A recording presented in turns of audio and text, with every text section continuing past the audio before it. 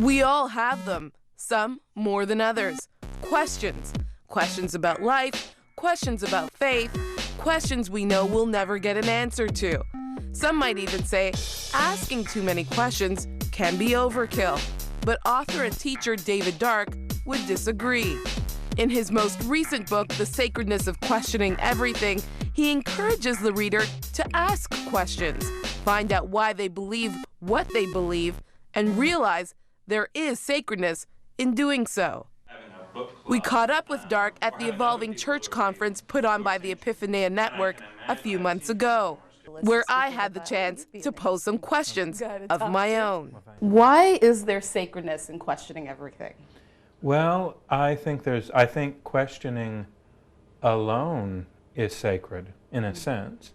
That questions not as endless negativity or cynicism, but always pushing further in our understanding of the sacred, of our understanding of creation, politics, entertainment, relationships. And I would say that where there are no questions, there is no love, that there's no real curiosity or hope in a lot of ways. And I think we learn, I don't think that that which is sacred, or to me, the fact that life is sacred, is obvious to us most of the time.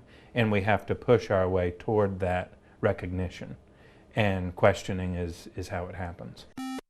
Written soon after the release of a number of atheist and anti-atheist books, Dark says The Sacredness of Questioning Everything was penned in the hope of encouraging his readers to reevaluate the role of religion in society. I wanted to write a book that recasts the question of religion as non-optional, religion as advertising, religion as nationalism, religion as sports enthusiasm, and viewing the critique of religion as being itself religious. And the idea that people who confess a particular religious tradition have somehow surrendered their ability to think. I wanted to challenge that. But I also wanted to challenge the notion that the critique of religion is always bad. I think that reform, for instance, requires critique, requires questions, and that it's part of being religiously faithful.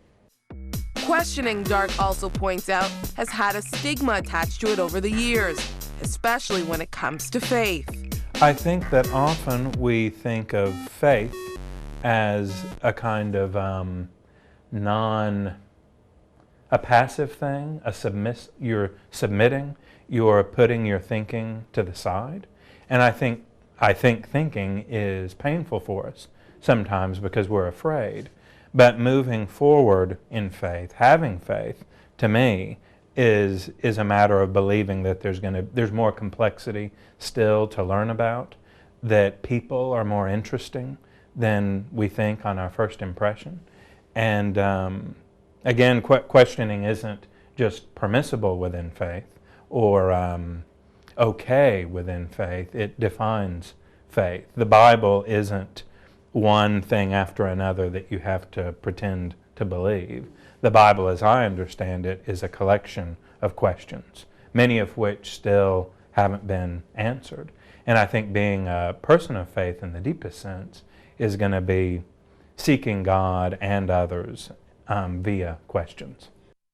But Dark will agree that there are some questions that we will never have answers to. He calls it an acceptance of mystery.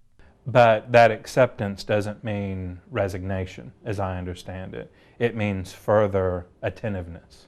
And I view the good questions, like I view the good poems, the good stories, the good images, as a kind of feats of attentiveness. Do you think, though, that as Christians we sometimes don't question enough, that we don't question why we believe enough? I do, and I think we often get defensive and we project onto God our own insecurities, as if God is somehow scandalized by someone critiquing our ideas about God.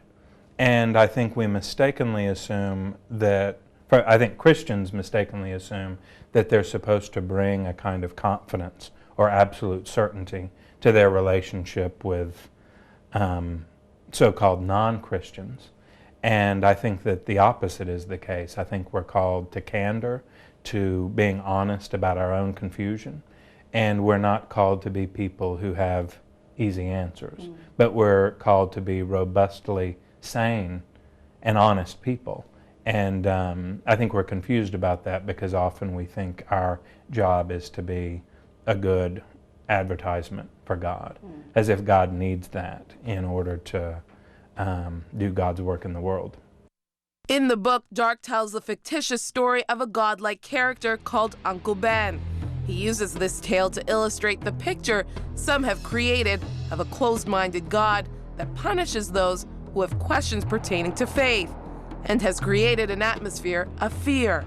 But Dark's goal is to prove the importance of seeing God in a different light. I think it's a deeply heretical, almost antichrist image of God, and I don't think we can resist it enough and come up with ways out of it, helping one another out of this kind of rage God that is, in some sense, often seems to be the more popular form of Christianity in our culture, but I don't think it should properly be called Christianity at all.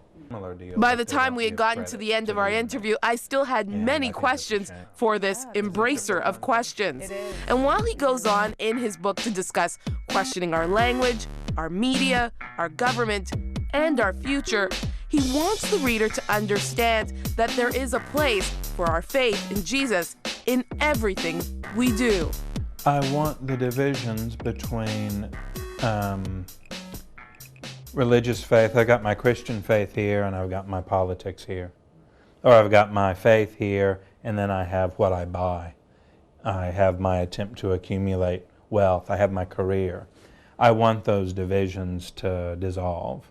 And I want us to think of our religious commitment, our life of worship, for instance, to be that which we do from the moment we get up.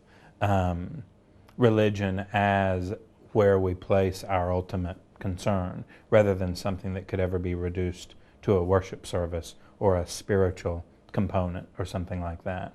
I want, in what I take to be a deeply evangelical hope, for our understanding of God's kingdom to infiltrate and call into question everything that we say and do, rather than being something we think we can take care of on a Sunday, or by having a kind of devotional God vitamin or something like that. And I want us to keep ourselves on the hook of remaining awake to complexity, to the value of people. And maybe that's it. That's asking viewing Christianity as an ethical summons to all of life, rather than anything that could be reduced. The Sacredness of Questioning Everything is in bookstores now. In Toronto, Ontario, Magdalene John, 100 Huntley Street.